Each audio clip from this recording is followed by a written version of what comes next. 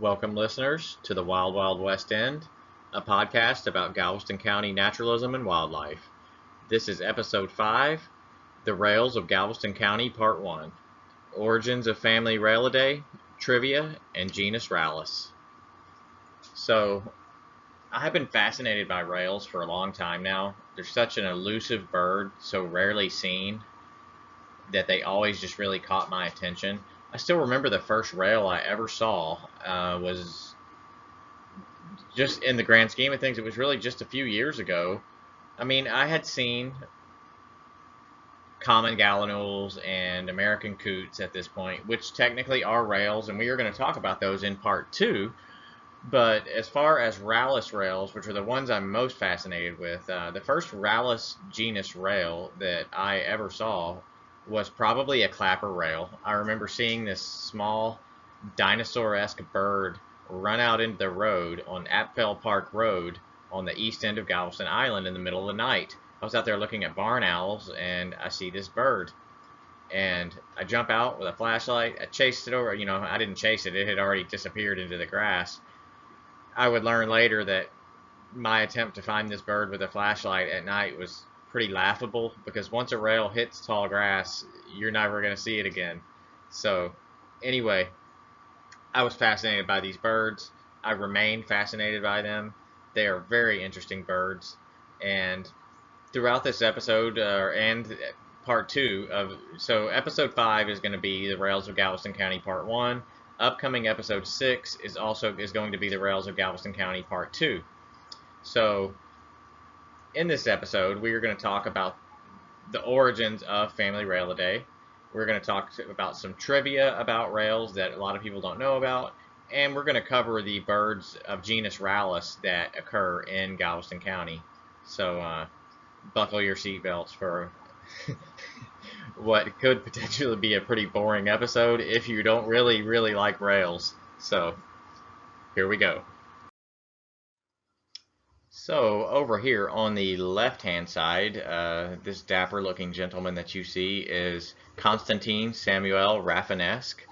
He introduced Family Railidae in its original form, Railia, in 1815.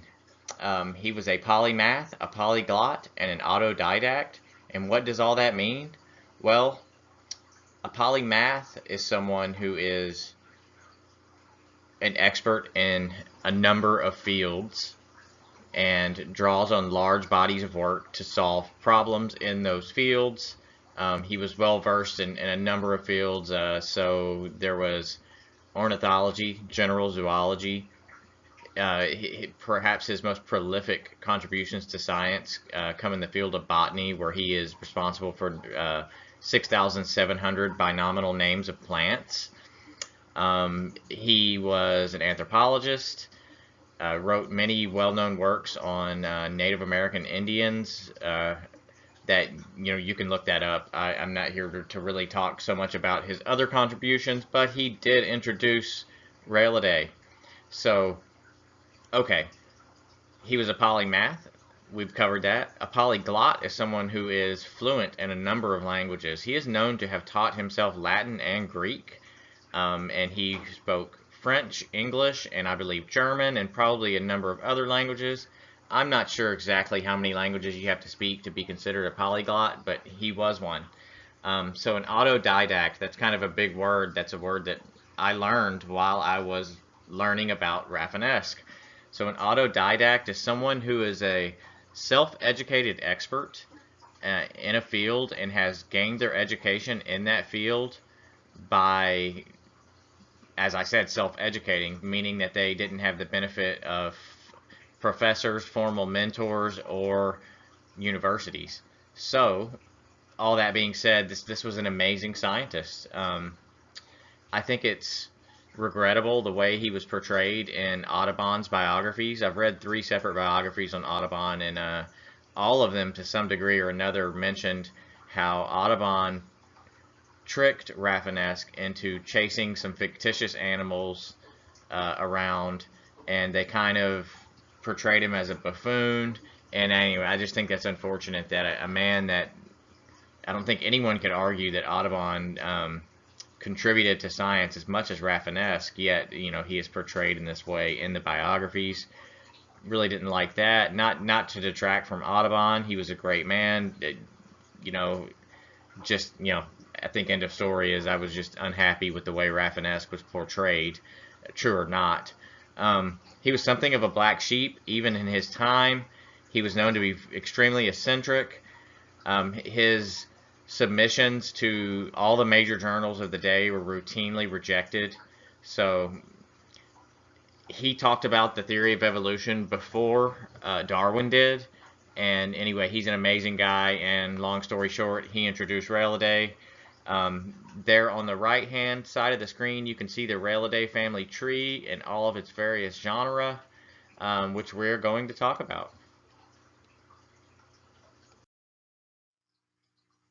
So on this slide, you'll see this is a wood carving from Gleason's Pictorial Drawing Room Companion from 1853. And this one is actually for sale on www.periodpapers.com. You can buy this piece of art if you want to, the original. I didn't look at how much it was. This is not an advertisement for them, but I do want to credit them with the photo of this piece of art. So I was surprised to learn when I started, researching rails that rail hunting used to be a very popular sport in times gone by. That there were, back when it was unregulated, there were takes of, over 1,000 rails in a single day by hunters. Of course, it's much more regulated now, but all counties in Texas do have a season on rails, on the various types of rails, and I just thought it was interesting. I've never been a big hunter. I did hunt some when I was young, but I could certainly see the challenge in hunting these birds and why it might have been popular. It's not as popular today as it once was, but I just thought as a bit of trivia, since we were talking about rails, that I would put it out there that they are hunted as a game bird by some people and in some states. So I thought that was kind of a neat thing. I am all for supporting ethical hunting. It's poaching that I'm against. So I don't really think it's a sad thing that rails are hunted. Of course, the endangered rails are not hunted. But there's lots of rails out there, and if people want to hunt them and see there's a challenge in that I can certainly understand. Like I said, they're very mysterious bird that is hard to locate, and is generally located by call. So yeah, it's a very it would be a very appealing thing to me if I was a hunter. So anyway, it was. Rail hunting used to be quite popular. It's not as popular as it once was, but it was once a thing. So, still on the topic of trivia, there's that old saying, skinny as a rail. And most people would assume that refers to maybe a handrail or a wooden rail. But in fact, it refers to the bird rail. Um, Okay, so rails are a very compressed bird. What compressed means is having a narrow shape as if pressed together, especially sideways. Um, I can vividly remember last year my friend Jim bringing a Virginia rail specimen for me to see. It was a specimen, a dead bird, and he introduced me to the concept of compression in a biological sense. So we stood and looked at this bird, and he showed me how small and compressed that it actually was when held in the hand. Already knew about rails being thin, and I knew the environment they lived in, but it wasn't until I held that Virginia rail specimen in my hand that I actually realized how perfectly evolved these birds are to live in the habitat they live in. I mean, they can get between those small spaces in, Spartanicus grass and different in rushes and sedges at the edges of the water and just disappear into there, largely owed to the biological compression that they have. So anyway, I just thought it was interesting that, skinny as a rail does not come from a handrail. It actually comes from a rail. I didn't learn that until a few years ago when I started avidly birding, and then actually learned that from the book The Big Year. So I reviewed that book in one of my earlier podcasts. I still fervently recommend that you read that book if you're a birder, or you don't even have to be a birder. It's an interesting book, probably for anyone. So getting into the meat of the presentation here, the first genus that we are going to look at is the only one that has more than one species that occurs in Galveston County. So going left to right, we have the king rail, which is the largest member of Railidae. Then we have the clapper rail, which is not very far behind it. They are very comparable birds in size that can easily be mistaken for each other. And then this diminutive bird over on the far right is the Virginia rail, which is a very small rail. You would think that they were more closely related to some of the smaller genre of rails, but they're actually a genus Rallus rail. So you can see some obvious plumage differences in these photos. And the Virginia rail, to be clear, is not going to be mistaken for either of these other rails by anyone with any familiarity. Ugh, got tongue-tied there, with rails. So those other two birds, though, are commonly mistaken for one another. And, as with a lot of birds, the various states of plumage and wear on the feathers can make one bird appear to be the other. One of the things you're really going to look at when you're looking for either of these two larger birds is that you're going to really pay attention to the habitat you're in. The higher the salinity, the more likely it is to be a clapper rail.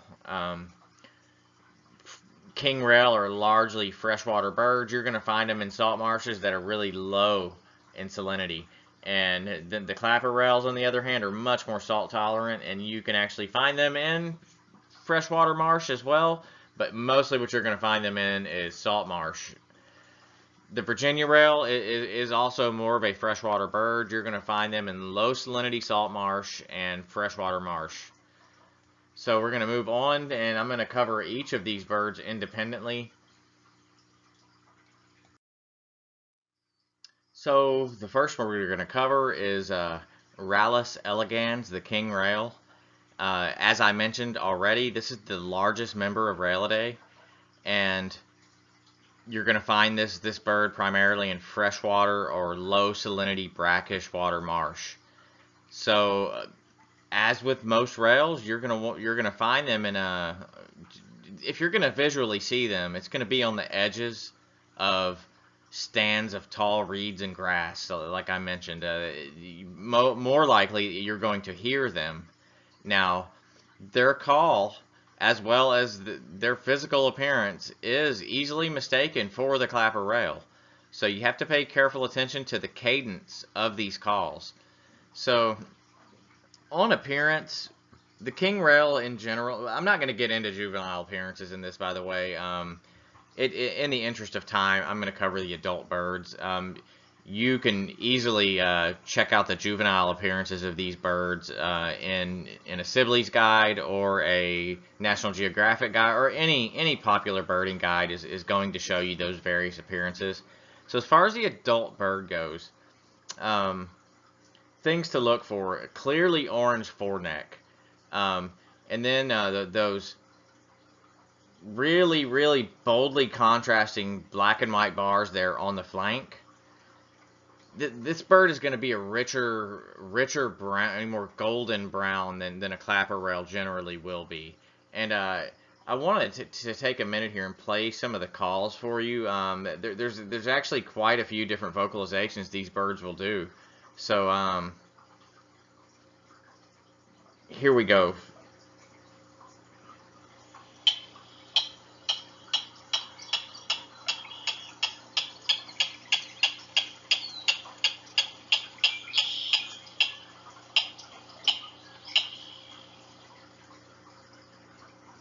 So as you can hear there, many rails have a clucking call like that that can really easily be mistaken for some type of an insect or frog.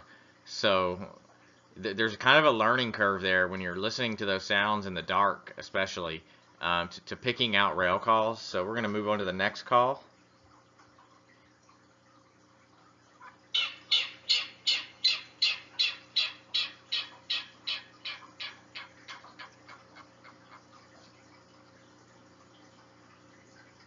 So the cadence of that is relatively slow compared to the clapper rail, as you'll hear in the next slide. And this is an outburst of a pair of king rails.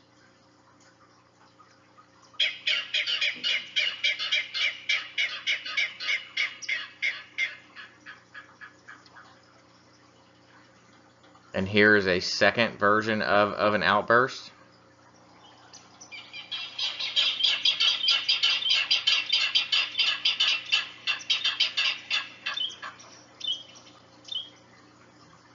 It's another commonality among rails is the kakur call. So this is it.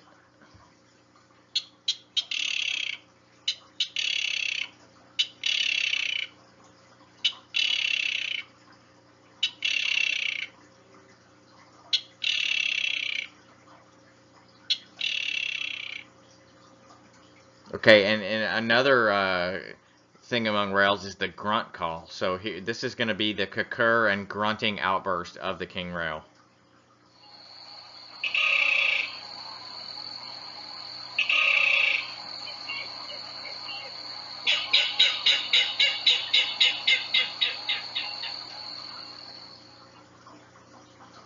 Okay, so as I've mentioned, rails are more commonly heard than seen, so it would benefit you greatly if you're listening to this for a birding education or in general naturalist education to learn the calls of these rails so that you can identify the bird by call, because you're in general not going to see them. So we're going to move on now to the next member of genus Rallus that we have occurring in Galveston. So the next member of Rallus that we're going to talk about is Rallus crepitans, the clapper rail. This is a very common bird in Galveston County, but as with other rails, not so commonly seen, more commonly heard. So some differences from the king rail. This bird is going to have grayer cheeks, and particularly the Gulf Coast variety of clapper rail is also going to have a kind of a white spot, as you see there, kind of above and in front of the eye. They're also going to have barred rear flanks to an extent, but it's not going to be as neatly streaked as on the king rail, and it's hard to differentiate there. And this picture doesn't illustrate that very well, but you will see some streaking on the flank of the clapper rail as well sometimes if you get a good look at it. And it's not going to be as bold. The white particularly is not going to be as bold. It's going to be kind of a muddled blackish, speckly white, and it's just not good. It's not going to be as dark ebony on the black portions of the flank. So the breast and foreneck on the clapper is really a drab gray, not that rich brown orange that the king rail is going to have. Now the calls are somewhat different as well. I'm going to go ahead and play some of their calls, and this is their slow paced call.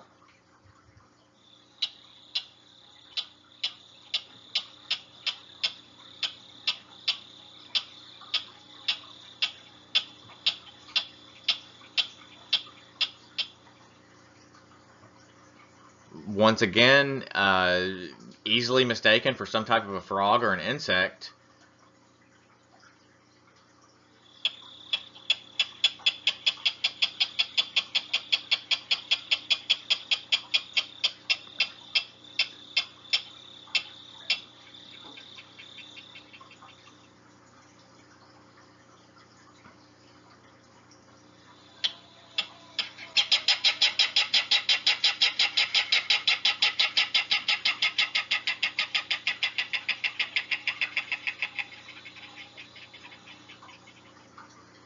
So you could hear the difference between that and the king rail if you go back and replay it. The king rail has a much slower grunting call than the clapper rail.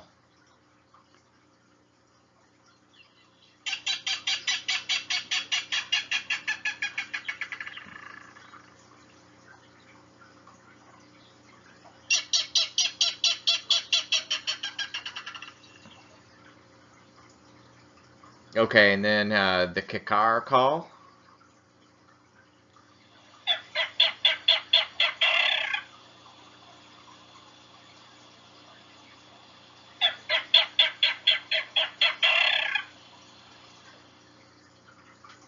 So as you can see, they have kind of a wide variety of calls there for the clapper rail, making the ID even tougher sometimes because it's not going to be always this distinct call that they have, and that's a commonality with rails is that they seem to have many calls. So moving on.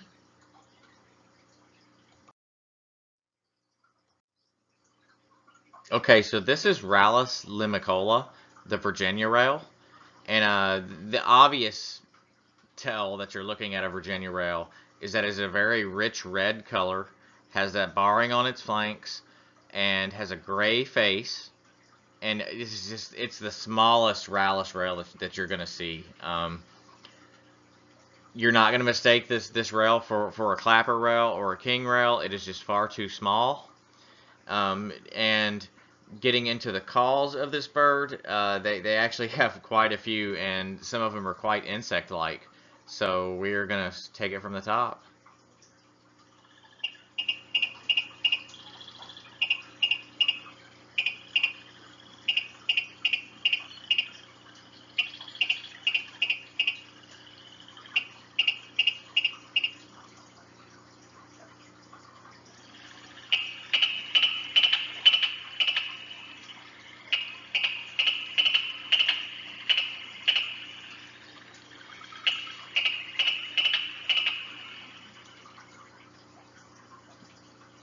So I'm positive that at some point in the past I've heard Virginia rails and just sat there and wondered, what kind of frog I was hearing, not ever having it cross my mind that I was hearing a marsh bird. I didn't even know what rails were for the majority of my career as a herps enthusiast. So we're going to listen to their grunt calls now. This first one is a single bird.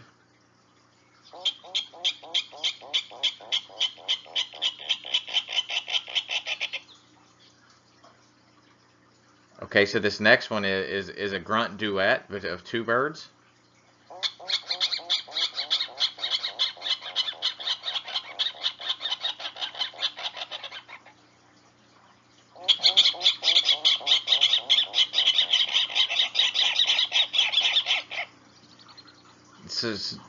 So it's kind of important that you learn to differentiate between the grunt duet and the grunt display to know whether or not you list one or two birds. So then the kicker.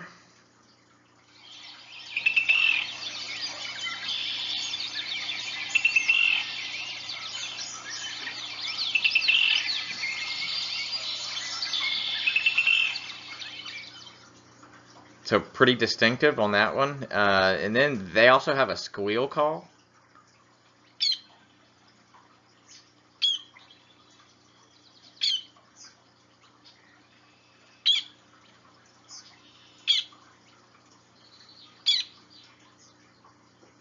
And then their kick call.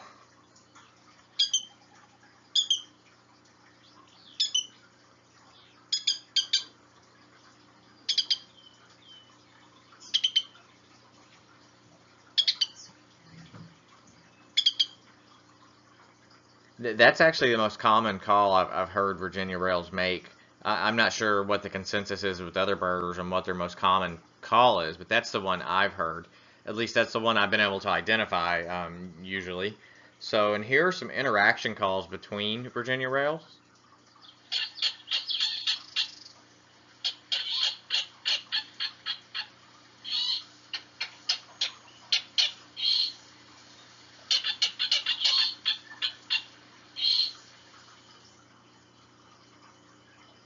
So that covers the cause of the Virginia rail.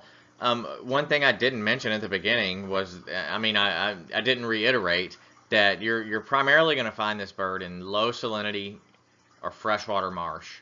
Um, and one other thing that I haven't really talked about that I probably should have at the very beginning was that rails are relatively weak flyers. They prefer to be on the ground and to use their speed and compression to escape into tall grass.